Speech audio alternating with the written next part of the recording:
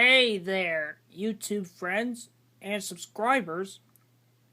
Sorry it's been a while and months since I made these Blizzard reviews, but it's good to be back. And guess what? There's a new flavor that just came out.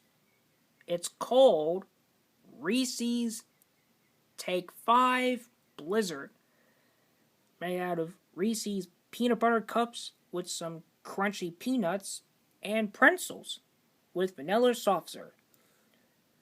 See? Look at this. I think these are really neat.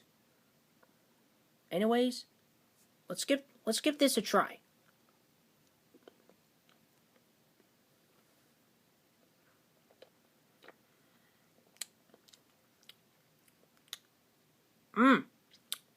Yummy. It tastes like Reese's peanut butter cups with some crunchy peanuts and pretzels. Really good. So anyways, guys, I highly recommend it. Try this Blizzard flavor. It's really yummy.